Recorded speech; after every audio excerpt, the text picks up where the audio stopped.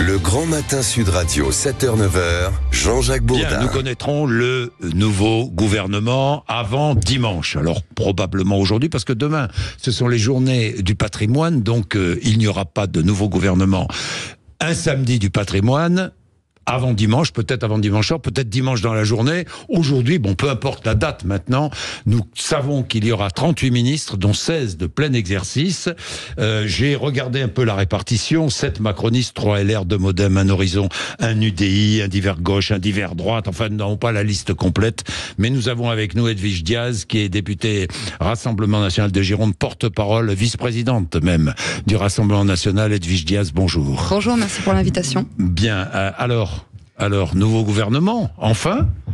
Michel Barnier a tapé du poing sur la table, il a imposé ses choix au président de la République. Oui, enfin un gouvernement, il était temps, puisque nous sommes tenus par un calendrier qui prévoit que tout début octobre doit être présenté le budget de la France au Parlement. Donc il était temps de présenter un gouvernement. Bon, notre avis sur la question...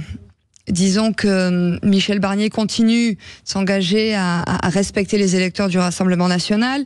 Il a respecté les vétos de Marine Le Pen en ce qui concerne Monsieur Bertrand et Dupond-Moretti, par exemple. Mais pour autant, on a quand même l'impression, et en tout cas ce sont les messages que je reçois depuis hier vont en ce sens, c'est finalement on a revoté, mais pour qu'il n'y ait pas beaucoup de changements. En fait, les LR étaient depuis le début de la législature précédente, c'est-à-dire depuis 2022, la béquille d'Emmanuel Macron, et aujourd'hui ce sont les macronistes qui deviennent la béquille des LR.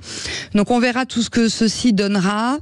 Moi j'ai entendu hier, c'est que j'ai entendu hier avec un peu d'inquiétude les propos tenus par Monsieur Fesneau, je crois, Modem, ancien ministre de l'Agriculture, qui disait il y a quand même un certain nombre de points qui nous divisent, notamment sur l'immigration, l'insécurité, la proportionnelle aux élections législatives et la fiscalité. Donc c'est vrai que tout ceci n'est pas tellement de nature à nous rassurer. Marc Fesneau qui est d'accord avec vous sur la proportionnelle, je voudrais le rappeler. Mais pas tous au sein de ce gouvernement. Oui. Donc c'est vrai que nous allons regarder avec attention, premièrement, le discours de politique générale du Premier ministre et ensuite les textes qui seront proposés à l'Assemblée nationale. Le Premier ministre après son discours de politique générale ou pas? Oui, c'est ce que Marine Le Pen a indiqué. Elle a dit que pour l'instant, il avait respecté donc notre condition principale, à savoir le respect de nos électeurs. Mais si jamais il s'aventurait à proposer des mesures qui ne sont pas attendues par les Français et qui ne correspondent pas non plus à nos attentes, en effet, nous ne nous interdisons pas de censurer ce gouvernement que nous mettons sous surveillance démocratique. Vous le mettez sous surveillance démocratique, ça veut dire que dès le discours de politique générale, s'il y a censure derrière, vous votez. On ne s'interdit rien. Voilà, on va l'écouter, on va attendre la composition du gouvernement. Quelles sont les lignes rouges ? Les lignes rouges, c'est pas davantage d'immigration, le rétablissement de la sécurité, le redressement des services publics, la préservation du pouvoir d'achat des Français. Donc c'est pour ça que nous attendons avec impatience ces propos. Mais vous avez vu ce qu'a dit Michel Barnier, pas d'augmentation d'impôts pour les classes moyennes ni pour les Français qui travaillent, ça j'imagine que ça vous va. Améliorer le niveau de vie des Français, améliorer le fonctionnement des services publics, particulièrement l'école et la santé, garantir la sécurité, maîtriser l'immigration, encourager les entreprises et les agriculteurs. Ça vous va tout ça? Très bien. Donc maintenant nous attendons une mise en adéquation des paroles et des actes. Je me permettrai juste de relever qu'il a réservé le ministère de la Justice à un élu divers gauche. Je crois que la France a besoin de mettre un terme au laxisme judiciaire, et en tout cas je pense qu'envoyer une personnalité de gauche au ministère de la Justice, c'est un très mauvais signal qui est envoyé aux délinquants français et puis surtout à nos forces de l'ordre qui ont besoin d'un soutien particulièrement appuyé de la part du ministère de la Justice et de l'Intérieur. Laurent Jacobelli, qui est aussi porte-parole du RN, dit « Nous pensons qu'une dissolution est inévitable et souhaitable ». Dire ça déjà, c'est un peu ne pas laisser sa chance au gouvernement Barnier. Pourquoi ne pas laisser sa chance au gouvernement Barnier? Vous voyez que déjà on vient de la lui laisser, parce que nous, contrairement au Nouveau Front Populaire, nous n'avons pas dit que nous censurerions ce gouvernement dès maintenant.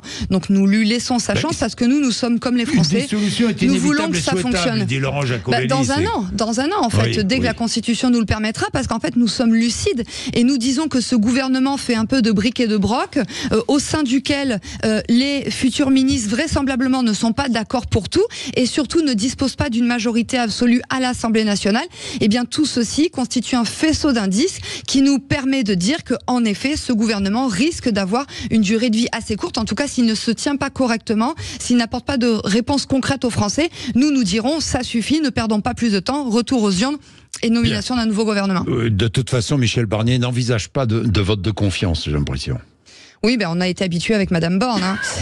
C'est regrettable, mais bon, écoutez, principal, c'est que les choses avancent. Moi, je veux avoir une pensée pour nos chefs d'entreprise qui ont besoin de stabilité, qui ont besoin de visibilité, et aussi pour nos agriculteurs qui sont sur le point. Et moi, je suis bien concernée dans mon département de la Gironde, qui veulent terminer les vendanges et qui sont sur le point de reprendre les manifestations parce qu'ils n'ont pas été entendus. Ils ont même été floués par le gouvernement Attal et ils commencent à en avoir ras-le-bol et on les comprend tout à fait. Edwige Diaz, donc pas de vote de confiance, donc pas de censure. En revanche, votre texte sur l'abrogation de la réforme des retraites a été jugé recevable. Oui. Hein, Edwige Diaz, ça veut dire qu'il sera déposé, retour à 62 ans, avec 42 annuités. C'est bien cela. C'est tout à fait ça. C'est bien cela. Vous pensez qu'avec les finances, l'état des finances en France, c'est possible? Mais oui, parce qu'en fait, on nous parle toujours d'augmentation des dépenses proposées par le Rassemblement national. En revanche, ces augmentations de dépenses sont relativement faibles. Mais surtout, on ne parle jamais des mesures proposées par le Rassemblement national en matière d'économie. C'est une baisse des recettes, elles sont par nombreuses. Exemple, l'augmentation, la baisse de la TVA sur les produits énergétiques, c'est une baisse en l'occurrence, de recettes. C'est pas à l'ordre du jour de notre niche parlementaire. Mais nous souhaitons qu'on diminue les dépenses. Vous renoncez à ça? Non, mais pour l'instant, nous ne sommes pas au gouvernement. Donc il a fallu faire un certain nombre de choix pour cette niche parlementaire. Et oui, nous le disons, l'abrogation de la réforme des retraites d'Emmanuel Macron est une question de justice sociale aussi. Et nous souhaitons que le nouveau Front populaire mette de côté le sectarisme qu'il caractérise et vote avec nous pour répondre aux attentes de près de 90% des Français. Vous demandez ce matin au NFP de voter avec vous? Oui, nous leur demandons depuis que nous savons que le 31 octobre sera la niche, la journée consacrée au texte proposé par le Rassemblement national. C'est la première niche de cette législature. Donc nous appelons la gauche à faire preuve de sectarisme. Et moi, je me désole quand j'entends Mathilde Panot, il y a quelques jours chez vos confrères, indiquer qu'elle ne voulait pas donner de victoire politique au Rassemblement national. Moi, j'appelle Madame Panot à donner une victoire politique aux Français face à Emmanuel Macron. Merci Edwige Diaz d'être venue nous voir ce matin sur l'antenne de Sud Radio. Il est 7h18.